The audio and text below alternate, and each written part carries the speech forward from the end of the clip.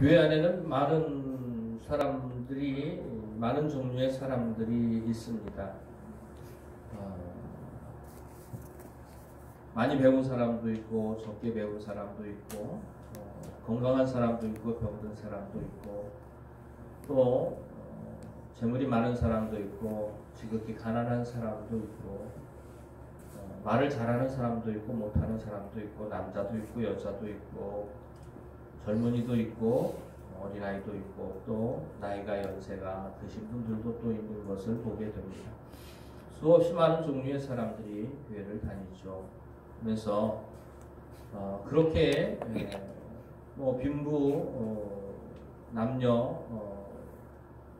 하여튼간 격차를 막론하고 모든 사람들이 예수 믿고 구원받은 사람들이 모여서 다니는 곳이 교회이죠. 그리고 구원받은 사람들이 다니는 곳이 교회입니다. 그리고 하나님을 위해 자기의 삶을 드리기로 결단한 사람들이 다니는 곳이 교회입니다. 그리고 하나님의 뜻에 온전히 순종하며 하나님을 위해 살아가는 사람들이 다니는 곳이 바로 교회라고 할 수가 있죠. 그러나 각자의 처한 형편과 사정은 다 다르기 때문에 여러 형편과 여러 사정의 사람들이 교회를 다 다니고 있습니다. 오늘 우리가 읽은 말씀에 보면 큰 집에는 이라고 표현을 하고 있죠. 이 큰 집은 교회 전체를 이야기한다고 할 수가 있겠습니다. 보이는 교회가 아니라 보이지 않는 교회를 의미하는 거예요. 원래 교회는 하나입니다. 우리는 음성서 지방에는 23개의 교회가 있다고 알고 있지만 원래 교회는 하나입니다. 세상에 있는 모든 교회는 단 하나의 교회만 존재하는 것이죠. 믿음으로 구원받은 사람들의 모임이 교회라고 할 수가 있습니다. 이렇게 믿음으로 구원받은 사람들의 모임인 교회를 큰 집이라고 표현을 하고 있습니다. 큰 집에는 금그릇도 있고 은그릇도 있고 나무그릇도 있고 질그릇도 있다고 말을 합니다. 여러 형편과 여러 사정의 사람들이 함께 모여서 교회를 다니고 구원받은 은혜에 감사함으로 하나님을 섬기는 모임이라고 할 수가 있겠습니다. 그런데 그런 그릇들 가운데에 귀 쓰는 그릇도 있고 천이 쓰는 그릇도 있다고 표현을 하고 있습니다. 우리가 흔히 생각을 할 때에 귀 쓰는 그릇과 천이 쓰는 그릇을 흔히 착각하면서 생각하는 것이 뭐냐 하면 금그릇은 귀한 것이고 나무그릇이나 질그릇은 천한 것이다 라고 생각을 하면서 이 성경 말씀을 읽습니다. 그러나 성경의 말씀을 좀 더 자세히 읽어보면 그런 의미가 아닌 것을 금방 알게 됩니다. 금그릇은 귀하고 나무그릇이나 질그릇은 천한 것이 아니라 금그릇이나 은그릇이나 나무그릇이나 질그릇이나 다 천하게 쓰일 수도 있고 귀하게 쓰일 수도 있다고 하는 것을 말하고 있어요. 왜냐하면 그 다음 절에 보면 그러므로 누구든지 이런 것에서 자기를 깨끗하게 하면 귀 쓰는 그릇이 된다. 주인의 쓰심에 요긴한 귀 쓰는 그릇이 된다고 말한 것으로 볼 때에 누구에게나 기회는 열려져 있습니다. 그릇의 종류가 문제가 아니라 어떤 종류의 그릇이든지 간에 깨끗하게만 하면 쓰는 거예요. 깨끗하게만 하면 쓰는 겁니다. 여러분들의 집에도 그릇들이 참 여러 종류의 그릇들이 있잖아요. 근데 귀한 그릇들이 있습니다. 아주 도자기로 된 비싼 그릇들도 있고 식사 때마다 막 쓰는 공기 사발 같은 거, 국그릇 같은 거, 밥그릇 같은 것도 있는 것을 보게 되죠. 근데 사실은 금그릇이 좋은 것 같아 보이지만은 금그릇이라고 좋고 질그릇이 별로 안 좋아 보이지만 질그릇이 안 좋은 것이 아닙니다. 좋은 그릇은 어떤 그릇일까요? 좋은 그릇은 요긴하게 쓰는 그릇이 좋은 그릇입니다. 여러분들이 집에서 가장 많이 쓰는 그릇이 뭐예요? 국그릇, 밥그릇이잖아요. 여러분들에게 만약에 금그릇이 있다고 생각을 해보세요. 금그릇이 있으면 그거 쓰겠어요? 못 쓰겠어요? 겁나서 잘 못 쓸 겁니다. 차단스에 모셔놓고 구경만 하고 1년에 한 번 쓸까 말까? 2년에 한 번 쓸까 말까 할 거예요. 금그릇이 보통 하는 일들이 뭡니까? 교회 집안에서 보통 하는 일들이 다른 사람들이 손님들이 오면 와가지고 어우 이 그릇 참 멋지네요. 이 그릇 얼마예요? 야 이런 그릇이 다 있냐? 뭐 하는데 쓰는 거예요?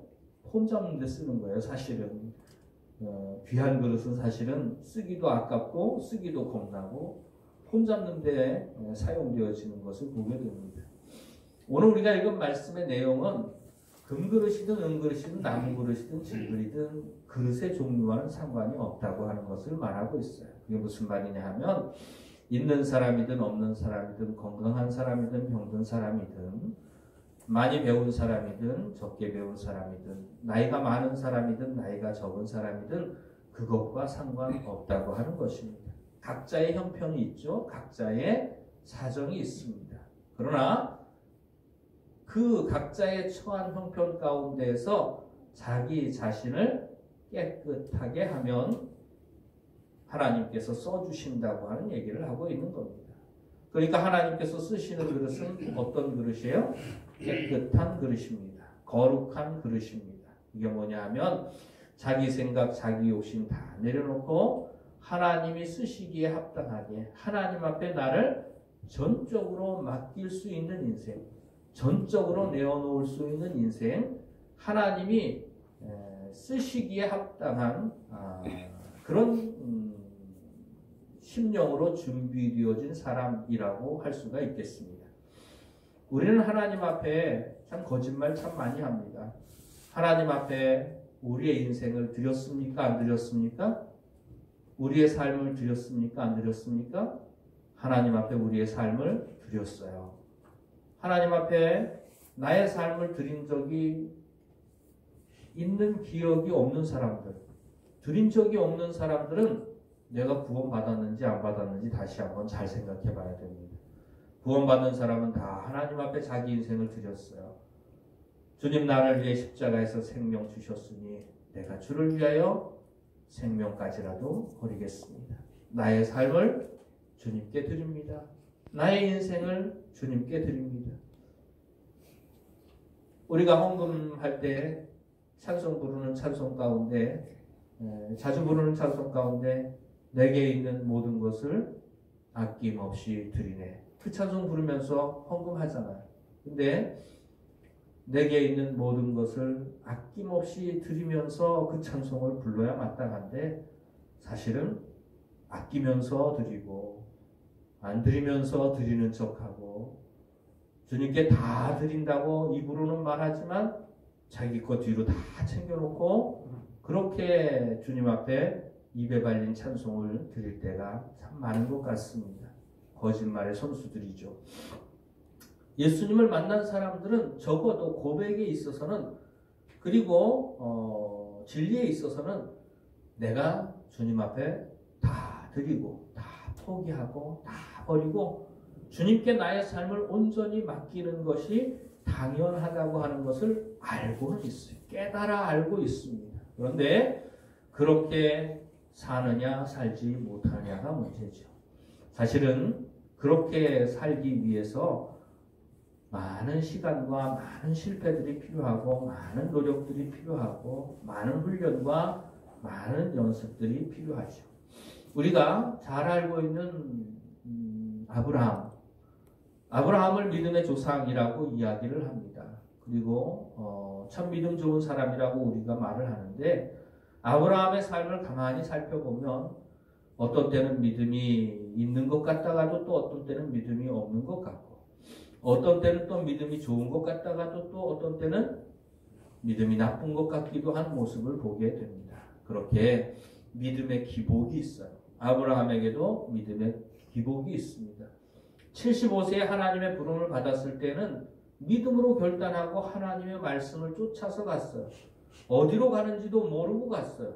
하나님이 아브라함에게 나타나셔서 그때는 이름이 아브람이죠. 아브라함에게 나타나셔서 너는 내 본토 친척 아비집을 떠나서 내가 내게 지시할 땅으로 가라. 이렇게 말씀하셨어요.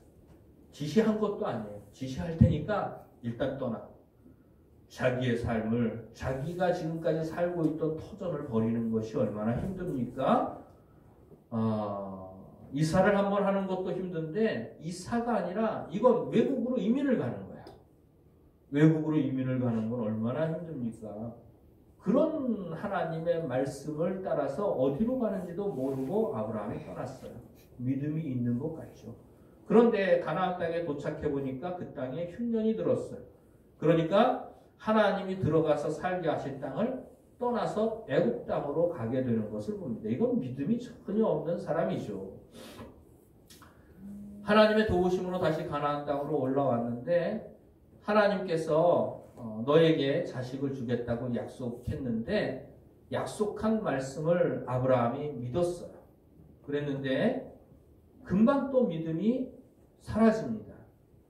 사라가 옆에서, 아내가 옆에서 나는 나이가 많아서 아이를 낳을 수가 없으니 내 여종 하갈과 동침해서 아들을 낳아서 대를 이었으면 좋겠습니다 했더니 그 말에 홀랑 넘어가서 하나님의 약속하신 말씀은 다 잊어버리고 아브라함이 사레의 말을 들으니라. 함께 한번 따라해 볼까요? 성경 표현 그대로 한번 따라해 보겠습니다.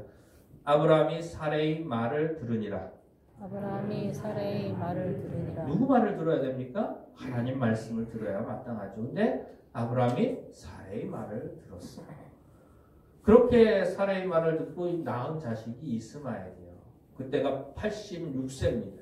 86세 때 이스마엘을 낳고 아브라함이 좋아했어요. 그랬는데 하나님께서 86세의 이스마엘을 낳고 난 다음에 그 다음에 아브라함의 이야기가 성경에 써져 있는데 몇 살에 시작이 되냐면 99세에 시작이 됩니다. 13년 동안 하나님께서 아브라함에게 나타나지 않으셨어요. 13년 동안 침묵하셨습니다.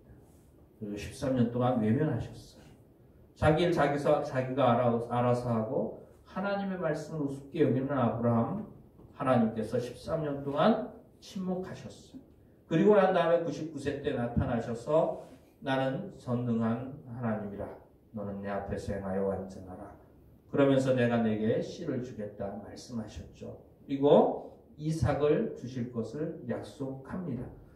그리고 믿음으로 그것을 받아들이고 100살에 이삭을 얻습니다. 100살에 이삭을 얻었지만 하나님께서 보니까 이삭이 100살에 얻은 아들이라서 너무 귀한 아들이라서 하나님보다 아들을 더 사랑하는 거예요. 그런 것 같아요. 그러니까 하나님께서 아시고 싶은 것이 있으셨어요. 하나님께서 확인해보고 싶으신 것이 있으셨어요. 저희가 결혼을 해서 아이를 낳아서 정신없이 아이를 길렀는데 아이를 기를 때에는 아이들이 참 짜증 많이 나게 하죠. 힘들고 어렵습니다. 더더군다나 환경이 더욱더 안 좋았기 때문에 어렵고 힘든 가운데서 아이들을 길렀어요. 잘 기르려고 애는 썼지만 아들 셋 기른 엄마 목소리는 엄청 큽니다. 우렁찹니다. 그런데 그렇게 아이들을 힘들고 어렵게 길렀는데 어른들이 다 하는 말씀이 자기 자식은 안 예쁜데 손자는 예쁘대요. 손자는 예쁘대요. 근데 나이가 들어서 또 아이들을 바라보는 눈이 좀 달라지는 것 같아요. 근데 100살에 얻은 이삭이 얼마나 귀하겠습니까? 그런데 하나님께서 확인해보고 싶은 것이 있었는데 하나님을 더 귀하게 여기는지 이삭을 더 귀하게 여기는지 하나님께서 확인해보고 싶어 하셨어요. 그래서 하나님께서 아브라함에게 나타나셔서 내 사랑하는 독자 이삭을 내가 지시하는 한 산 거기서 내게 번제로 드리라. 하나님께서 말씀하셨어요. 그때에 다음날 아침 일찍 아들을 데리고 종 둘을 데리고 길을 떠납니다. 사례와 상의했어요? 안 했어요? 사례와 상의 안 했어요. 그리고 주저했어요? 안 했어요? 주저하지 않았어요. 그 다음날 아침 일찍 떠났어요. 상의한 것도 아니고 주저한 것도 아닙니다. 그렇게 해서 모리아산 꼭대기에 가서 하나님 앞에 이삭을 잡아 바치려고 칼을 들게 되죠. 그때에 하나님께서 아브라함아 아브라함아 하나님께서 부르시고 아브라함이 내가 여기 있나이다 그랬더니 이제 내가 나를 경외하는 줄을 내가 알겠다. 이렇게 하나님의 인정을 받게 되는 모습을 보게 됩니다. 그때가 모리아산 꼭대기로 이삭을 제물로 잡아 바치려고 올라갈 때에 아브라함은 칼과 불을 들고 올라갔고 이삭은 번제에 쓸 나무를 지고 올라갔습니다. 그러니까 번제에 쓸 나무를 지고 올라갈 정도가 됐으면 나이가 적어도 15살 뭐 그 정도는 돼야 번제에 쓸 나무를 지고 산을 올라갈 정도는 되겠죠. 그러니까 100살이 훨씬 넘어서야 하나님 앞에 자기 자신의 삶을 다 맡기는 그런 귀한 믿음으로 하나님 앞에 인정받고 하나님께 다시 약속의 말씀을 받습니다. 우리가 신앙생활 한 지가 참 오래된 것 같은데 우리가 참으로 하나님이 쓰시기에 합당한 일꾼으로 준비되어져 있는지 정말로 아무 것에도 매이지 않고 거리낌 없이 하나님 앞에 나 자신의 삶을 다 드리고 헌신하고 하나님 앞에 쓰임받을 수 있는 모습인지 우리가 다시 한번 우리의 삶을 돌아볼 수 있기를 바랍니다. 야곱과 같은 경우는 어떨까요? 여러분들 야곱에 대한 이야기를 잘 알고 계실 줄로 압니다. 근데 야곱에 대한 이야기를 가만히 읽어 내려가 보면 야곱이 아버지를 속이고 형 에서를 속이고 아버지로부터 축복을 받고 형 에서가 자기가 받을 축복을 야곱이 대신 받으니까 야곱을 죽이려고 해서 외삼촌 라반, 밧단 아람에 있는 외삼촌 라반의 집으로 도망을 하게 되죠. 그리고 거기에서 20년의 세월을 지내게 됩니다. 그리고 난 다음에 20년의 세월이 지나고 다시 돌아오게 되죠. 다시 돌아왔을 때에 형 에서가 자기가 온다는 말을 듣고 400명의 군사를 이끌고 자기한테로 온다는 소식을 들었어요. 그때에 야곱이 두렵고 떨리고 나와 내 처자들을 형 에서가 와서 다 치고 죽이고 내 재산을 다 빼앗아갈까 두려워 떨면서 그 밤에 야복나루에서 하나님과 씨름을 하게 되죠. 여러분들 그때에 야곱의 나이가 몇 살인지 아십니까? 혹시 어느 정도나 되었을 거라고 생각을 하세요? 야곱이 진정으로 하나님을 만났던 날 바로 그날이 야복나루에서 하나님을 만났죠. 그 전에는 야곱이 하나님 앞에 기도할 때 어떻게 기도했느냐 하면 베델에서 하나님을 만났을 때 하나님께 기도했을 때에 내 조부 아브라함의 하나님, 내 아버지 이삭의 하나님이라고 기도를 했어요. 그리고 외삼촌 라반의 집에서 돌아올 때에도 자기 아내들에게 어젯밤 꿈에 하나님께서 나타나셨는데 나는 내 조부 아브라함의 하나님, 내 아버지 이삭의 하나님이다. 너는 내가 태어난 곳으로 다시 돌아가라고 하나님께서 내게 말씀하셨다. 성경은 그렇게 기록되어져 있어요. 그러니까 지금까지 야복나루에서 하나님을 만나기까지 야곱이 자기 하나님이라고 부른 적이 없어요. 나의 하나님이라고 부른 적이 없어요. 근데 야복나루에서 하나님을 만나게 되죠. 그리고 난 다음에 그가 하나님을 부르는 호칭이 달라집니다. 나의 조부 아브라함의 하나님, 나의 아버지 이삭의 하나님이 아니고 엘엘로헤 이스라엘.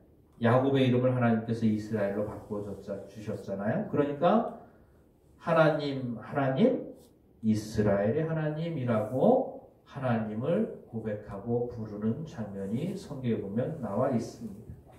그런데 이 야곱이 요셉을 낳고 베냐민을 낳게 되잖아요. 라헬이 베냐민을 낳다 죽게 되잖아요. 그리고 난 다음에 형들이 요셉을 시기해서 애국으로 팔게 됩니다. 우리는 야곱의 믿음이 언제가 가장 좋았을 거라고 생각을 합니까? 야곱의 믿음이 야복나루에서 하나님을 만났을 때 믿음이 가장 좋았을 거라고 생각을 해요. 그런데 그의 인생을 가만히 살펴보면 그의 인생에 정말로 절정기는 다른 곳에 있습니다. 야곱의 일생을 더 따라가 봅시다. 야곱이 12아들 중에서 11아들이 먼저 있었죠. 그리고 나중에 베냐민을 낳았는데 요셉이 11번째 아들로서 사랑하는 라헬에게서 얻은 아들이기 때문에 귀하게 여겼고 채색 옷을 입혔습니다. 다른 형들과는 구별되게 키웠어요. 그랬더니 하나님께서 자기가 사랑하는 부인이 넷이 있었지만 그 중에 자기가 가장 사랑하는 여인에게서 낳은 단 한 명의 아들, 그 아들을 얼마나 귀하게 여겼을까요? 그 요셉을 낳은 때가 몇 살이냐면 91세예요. 성경에 나이를 따져 올라가 보면 91세입니다. 이따가 다시 설명을 드리도록 하겠습니다. 여러분들 생각보다 나이가 많죠? 91세예요. 그 요셉을 낳고 난 다음에 요셉이 얼마나 귀하게 여겼는지 하나님께서 요셉을 형들의 손에서 의해서 애굽 땅으로 판 이유가 있습니다. 야곱이 요셉을 너무나도 사랑했고 사실은 하나님이 보시기에 시기가 날 정도로 요셉을 사랑했다고 하는 거예요. 그러니까 형들의 손에 의해서 애굽 땅으로 팔려가게 되죠. 그리고 애굽에 팔려갈 때 요셉의 나이가 17살입니다. 17살에 종으로 팔려갔는데 거기서 누명을 쓰고 감옥에 갇히게 되죠. 그러나 바로 왕이 꾼 꿈을 해석을 해주고 애굽의 총리가 되게 됩니다. 7년 풍년이 될 것이고 7년 흉년이 될 것인데 7년 나중에 오는 흉년이 앞에 있었던 7년의 풍년을 기억하지도 못할 정도로 아주 혹독할 것입니다. 그러니까 지혜로운 사람을 선택을 하셔서 7년의 풍년 동안 곡식을 잘 관리를 해서 7년의 흉년을 대비하시기를 바랍니다. 했을 때에 이와 같이 여호와의 신에 감동된 사람을 우리가 어디서 구할 수 있겠느냐? 그러면서 요셉을 애굽의 총리로 삼게 되죠. 애굽의 총리가 요셉이 되었을 때가 몇 살이냐 하면 30세입니다. 30세 때 요셉이 애굽의 총리가 되죠. 그리고 난 다음에 7년의 풍년을 잘 관리를 했습니다. 그리고 흉년이 들기 시작하죠. 흉년이 들기 시작하는데 요셉이 흉년이 들고 난 다음에 2년 후에 아버지를 만나게 됩니다. 형들이 곡식을 사러 2번을 왔다 갔다 하면서 아버지를 만나게 되죠. 야곱을 만나게 되는 겁니다. 그래서 야곱이 애굽 땅에 들어가서 살게 되고 흉년을 무사히 지내게 되는데 그때에 흉년이 2년째 들었을 때에 야곱이 애굽에 들어가서 바로왕 앞에 섰을 때에 바로왕이 야곱에게 묻습니다. 내 연세가 몇이냐? 그랬더니 내 조상의 세월에 미치지 못하지만 130세입니다. 그리고 험악한 세월을 살았습니다. 정말로 인생 험악한 세월을 살았죠. 그때가 130살이에요. 130살인데 이렇게 저렇게 해서 여러 가지 얘기는 좀 생략을 하는데 야곱이 정말로 하나님이 쓰시기에 합당한 일꾼으로 준비되어서 하나님이 쓰신 것이 몇 살이냐 하면 130살 때예요. 왜냐하면 자기가 사랑하는 라헬에게서 얻은 아들이 둘이 있습니다. 하나는 요셉, 그 다음에 두 번째 베냐민이 있습니다. 그런데 요셉은 먼저 죽은 것으로 여겼어요. 애굽의 총리가 되었지만 종으로 팔려가고 감옥살이를 했고 총리가 되었지만 야곱은 그 요셉을 죽은 것으로 여기고 슬픈 마음을 가지고 살았어요. 그랬는데 자기의 자식들이 애굽으로 양식을 사러 갔는데 아들 하나가 또 안 온 거예요. 시므온이라는 아들 하나가 안 온 거예요. 궁금한 사람은 성경 한번 읽어보시기를 바랍니다. 시므온이라는 아들이 또 없어졌어요. 그랬는데 아들들이 흉년에 양식을 사러 애굽으로 가야 되는데 요셉은 죽었죠. 시므온도 없어졌죠. 그런데 베냐민을 데려가야 됩니다. 이렇게 얘기를 하는 거예요. 양식을 사러 갈 때에 양식을 파는 사람이 관리하는 사람이 얘기하기를 내 막내 아들 베냐민을 데려오지 않으면 내 얼굴을 못 볼 줄 알아라. 이렇게 얘기를 했다는 겁니다. 그러니까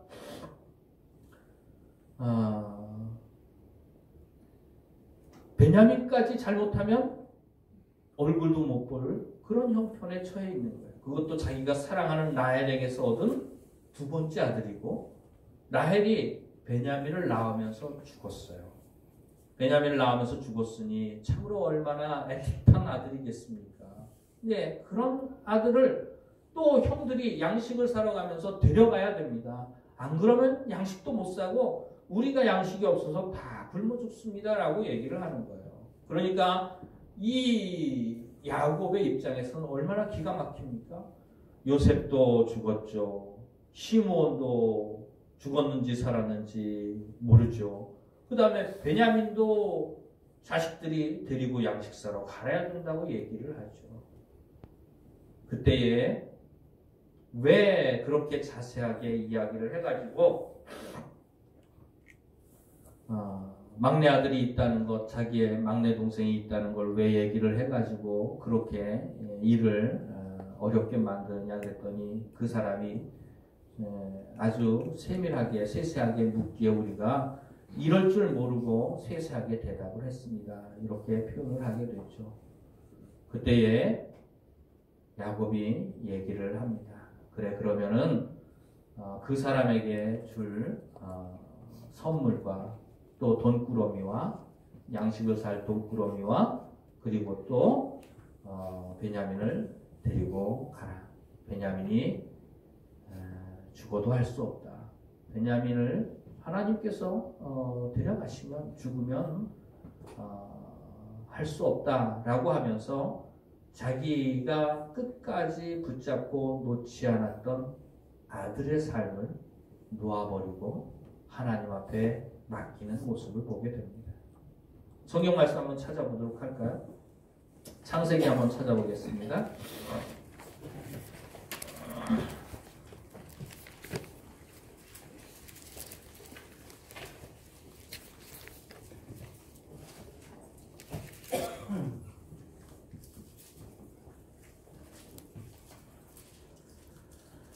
창세기 43장 말씀입니다.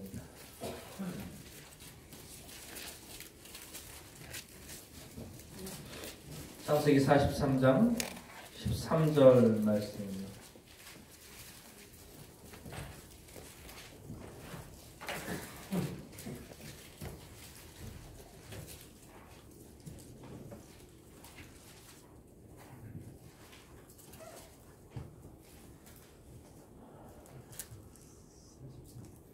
창세기 43장 13절 14절 말씀입니다.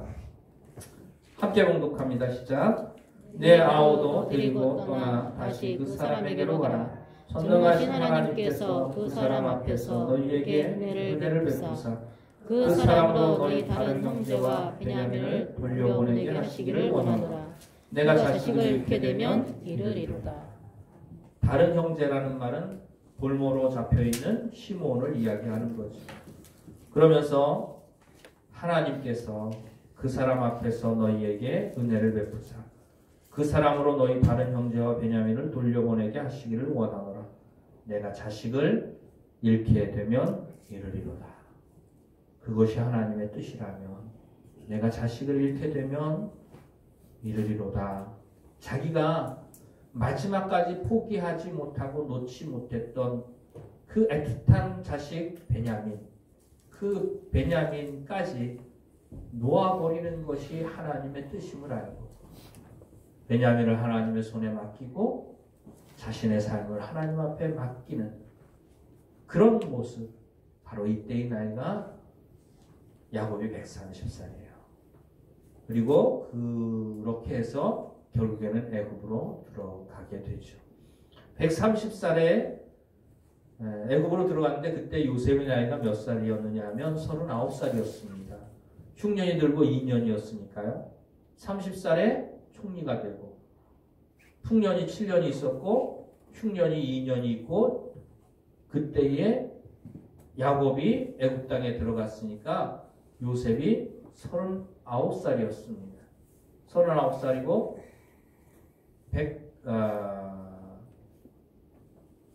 39살이고 야곱이 130살이었죠. 그러면 요셉을 낳을 때가 몇 살이에요? 야곱이 요셉을 낳을 때가 몇 살이에요? 39살 차이가 나니까 130에서 39를 빼면 몇 살이에요? 91세죠. 91세에 요셉을 낳았는데 요셉을 낳을 때가 언제냐면 외삼촌 라반의 집에 들어가서 14년이 되었을 때예요. 라헬을 위해 7년, 다시 속아가지고 라헬을 위해 7년, 14년 동안 아내 둘을 얻고 아내 둘을 얻은 대신에 14년 동안 외삼촌 라반의 일을 돌보아 주었습니다. 그리고 14년을 마쳤을 때에 요셉을 낳았어요. 그러니까는 요셉을 낳았을 때의 나이가 91세였습니다. 그리고 91세에 외삼촌 라반과 다시 계약을 하게 됩니다. 계약을 해서 외삼촌 라반의 양떼를 내가 돌볼 테니까 내게 정한 품삯을 주십시오 해가지고 외삼촌 라반의 일을 봐준 것이 몇 년이에요? 6년 동안 봐줬습니다. 그리고 난 다음에 외삼촌 라반의 집을 떠나게 되는 거예요. 그러니까 외삼촌 라반의 집을 떠난 때는 몇 살 때예요? 97살 때예요. 그때가 라반의 집을 떠나서 밧단-아람을 떠나서 가나안 땅으로 돌아오는 나이입니다. 그때가 97세. 야복나루에서 하나님을 만난 그때가 97세예요. 그리고 130살 때에서야 하나님을 만나고도 수십 년의 세월이 흐르고 난 다음에서야 하나님 앞에 자기가 끝까지 포기하지 못했던 것을 놓아버리고 하나님께서 은혜를 베풀어 주시고 하나님의 뜻에 자신의 삶을 맡기고 자기의 자식을 맡기고 그렇게 전적으로 하나님만을 신뢰하고 의지하는 사람으로 변화된 것이 130살 때였다고 하는 것을 우리가 성경을 통해서 보게 됩니다. 우리의 삶 가운데에 좀 늦었다고 생각하나요, 여러분들? 아브라함도 그렇고 야곱도 그렇고 우리가 출애굽을 할 때 이스라엘의 지도자였던 모세는 어떻습니까? 하나님께 부름받았던 나이가 몇 살이에요? 80세입니다. 80세 때 하나님 앞에 부름받고 40년을 쓰임받았죠. 좀 늦었다고 생각이 들고 나이가 많다고 생각이 들죠. 저도 성경을 읽어가면서 야곱의 나이가 97세에 하나님을 만났고 91세에 요셉을 낳았고 그렇다면 형 에서의 낯을 피해서 외삼촌 라반의 집으로 갔던 때는 몇 살 때인지 아십니까? 77세 때예요. 77세 때. 뭐 요즘 같으면 80인생이라고 하는데 야곱이 137세에 죽었으니까요. 137세에 죽었으면 뭐 140으로 치고 절반 정도 하면 70세가 한 40세 정도 되는 것 같아요. 70세가 한 40세 정도 되는 것 같은데 77세 때 외삼촌 라반의 집으로 갔어요. 그러니까 파란만장한 인생을 겪게 되지만 늦게 하나님을 만났고 늦게 하나님께서 합당하게 마음껏 쓰실 수 있는 인생으로 세움을 받고 준비되었다고 하는 것을 우리가 성경에서 보게 됩니다. 일이 크고 작고가 문제가 아니에요. 뭐 큰 일하고 뭐 대단한 일하고 그게 문제가 아니에요. 여러분들에게 하나님께서 주신 은사와 능력을 가지고 또 주신 만큼을 가지고 하나님을 위해 사용하면 되는 거예요. 제가 어릴 때 늘 들었던 얘기가 뭐냐 하면 초등학교 때는 안 그랬는데 중학교 들어가면서부터 그랬어요. 공부에 대한 흥미를 잃었어요. 그래서 공부를 안 했더니 늘 부모님이 하시는 얘기가 쟤는 머리는 좋은데 공부를 안 한다. 이런 얘기를 하는 거예요. 머리는 좋은데 공부를 안 해요. 좋은 머리가 무슨 소용이 있겠습니까? 머리는 좋은데 공부를 안 한다는 건 무슨 뜻인지 아세요? 공부를 안 한다는 말일 뿐만 아니라 그 좋은 머리를 다른 데다 쓴다는 얘기입니다. 머리는 좋은데 공부를 안 한다는 말은 그런 의미예요. 우리들이 한 사람 한 사람의 삶을 돌아보면 하나님께서 주신 재능과 은사들이 있는 것을 보게 됩니다. 어떤 사람은 말 잘하는 은사를 받았어요. 말을 기가 막히게 잘하죠. 근데 말은 잘하는데 전도는 해요, 안 해요? 말은 잘하는데 전도를 안 해요. 말 잘하는 거 가지고 전도해야 되는데 말은 잘하는데 전도 안 해요. 그럼 말 잘하는 거 가지고 전도 안 하고 다른 데다 쓴다는 얘기입니다. 뭐 하는 데 쓰는 거예요? 남 흉보고 이간질 하는데, 수근수근 하는데, 그런 데다가 자기 재능을 쓰는 거예요. 저 사람은 튼튼하기는 한데 봉사는 안 해요. 뭐 병들어서 못하는 거야 할 수 없겠죠. 근데 건강한 몸을 가지고도 봉사를 안 해요. 그러면 그 몸 가지고 그 건강 가지고 다른 거 하는 거예요. 돈은 많은데 헌금은 안 해요. 시간은 있는데 기도는 안 해요. 그러면 기도 안 하고 그 시간에 다른 거 한다는 얘기입니다. 하나님께 안 드리고 그거 가지고 다른 데 쓴다는 얘기 하는 겁니다. 그게 머리는 좋은데 공부는 안 하는 거랑 똑같은 거예요. 무슨 뜻이냐 하면 나쁜 사람이라는 뜻이에요. 그것도 참 나쁜 사람이라는 뜻이에요. 하나님이 주신 재능과 은사를 가지고 하나님의 뜻대로 사용하지 않고 자기 마음대로 쓰는 거 참 나쁜 사람이라는 뜻입니다. 여러분들 시간은 있는데 기도는 안 하죠. 사실은 시간이 없어도 기도해야 되는데 올 한 해가 참 어렵다고 여러분들이 누구나 다들 얘기를 하고 정말로 아우성이고 전 세계가 난립니다. 근데 제가 가만히 생각을 해보면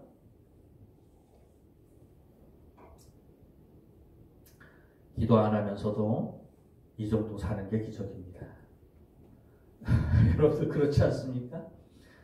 기도 안 하고도 우리가 한 기도로 치자면 이 정도 사는 것도 기적입니다. 하나님께 감사해야 될 줄로 압니다. 우리 옆 사람에게 당신이 기도한 걸로 치면 이 정도 사는 것도 기적입니다. 시작.